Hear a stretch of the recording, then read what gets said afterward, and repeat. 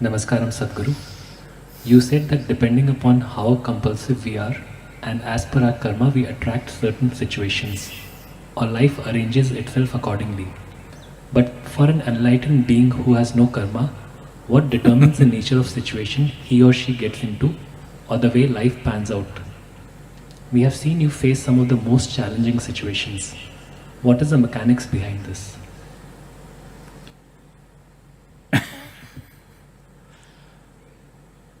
The question should be about you. So, whoever told you an enlightened being does not have karma? An enlightened being has immense karma, much, much more than others. Yes. Because without karma, if you're at a certain level of energy, without a certain weightage of karma, you cannot remain grounded. This is why 90% of the time enlightenment and leaving the body happens at the same time. Because if you do not consciously ground yourself with substantial, weighty kind of karma, then you cannot stick to the body. First thing to understand is that karma is not some negative trash. It's only because of karma you are who you are. When we say karma, we are talking about layers and layers of memory which makes you who you are. There is evolutionary memory which makes you a human being. Suppose your body lost its evolutionary memory, well, you may start crawling because you are a human being not by knowledge, by a huge amount of evolutionary memory invested in every cell in your body which makes you be human. You have seen when we do certain programs which are connected to getting into or putting our fingers into deep levels of karma like samyama, certain people start crawling, certain people start doing things. This is simply because we are sinking certain things deep inside, it's touching their evolutionary karma and things are happening. Well, there is an immense amount of karma, starting from the evolutionary or even before, the elemental karma is there, we will not go into it, it's too complex. But you understand the evolutionary karma. Let's say, see right now the frogs are happy in the evening for whatever reasons, they're doing quack, quack, quack. I don't know who found the connection about kissing the frog and turning them into human beings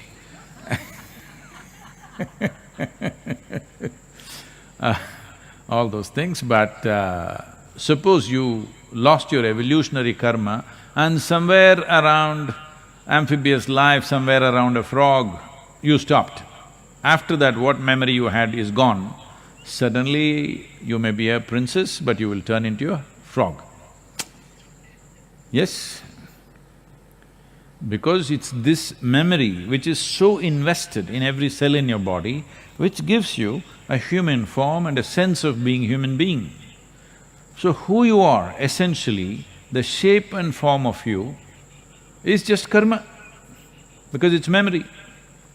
Like this, there are many levels of it, I will not go into all of it. Now, there is a genetic karma. Because of that, you have a particular kind of nose, a particular kind of skin, particular behavioral aspects, certain amount of capabilities and incapabilities.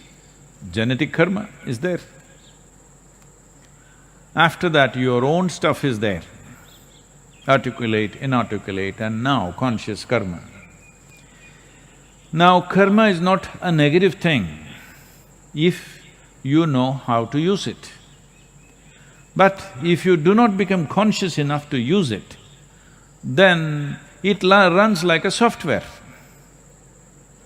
Let us say there is a software on the computer you use or the phone that you use. I think computers are gone. Only a few people seem to be using computers, everybody is only this. So, phone is a computer in a way. So whatever software that is on it,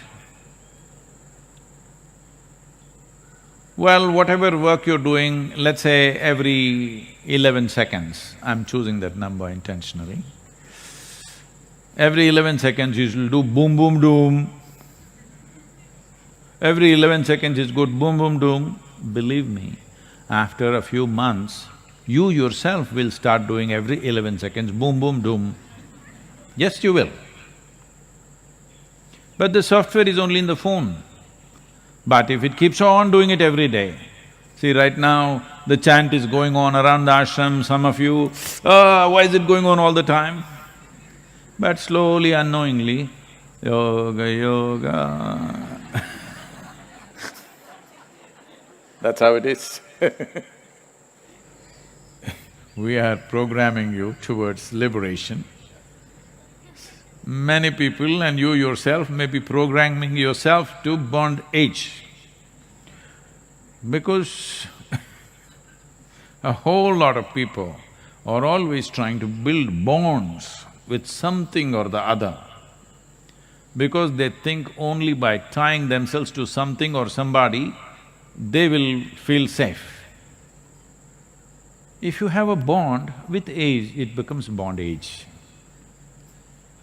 No, I'm just playing with you.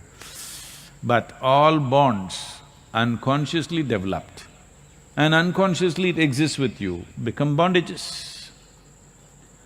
Well, bonds are like, a sailor will throw an anchor in a place so that there, in case there is a small storm, the boat doesn't go away somewhere, so you put an anchor. It's a very good thing if you want to be safe in one place. But you are in a damn boat because you want to sail. So if you keep on putting 5, 10 anchors, obviously you will be safe, but you will never sail. So you have to make up your mind, you want to sail or you want to be safe. So, you have seen me go through all kinds of situations, all kinds I don't know who's asking this question, how does he know what all I go through? Too many things, all kinds of rubbish, lots of wonderful things also, lots of absolutely wonderful things, but lots of trash also comes my way. Well, what's his name? That's his real name? Nishant? Shashank. So no, Shashank has been very closely around me to see all the nonsense that comes my way. Anyway, if Shashank is well informed because he has access to somebody around me, or he's just reading it in the news, all the nonsense, unfortunately, in the news, only the nonsense they're reporting. All the wonderful things that happens to me, they don't usually report. That's their karma. So, lots of absolutely wonderful things every day being thrown at me. If nobody throws anything, anyway I sit very wonderful wherever I am. But some trash also comes my way. Well, the trash is coming not simply because when you have nothing to lose and nothing to gain, you can do whatever you want. Either you can go sit in a mountain cave, simply blissed out, or you can get active in the world. You can do many things. You can be somewhat active, somewhat withdrawn, or all out active, depends. What's your choice? My choice has been shaped by the needs in the world, not by my whim. till till I consecrated Dhyanalinga, there was only one intent. Because I'm somebody's slave, I don't want to tell you all those terrible things which have been beautiful to me. A man who doesn't even want to touch me with his foot, he touches me with a stick, I served that man for 3 lifetimes. So, that's a terrible story, but with fantastic results. Because I'm result-oriented, I value the result, I don't resent the touch with the stick. Many of you have these issues, that's why I'm telling you. Sadhguru didn't even look my way. He doesn't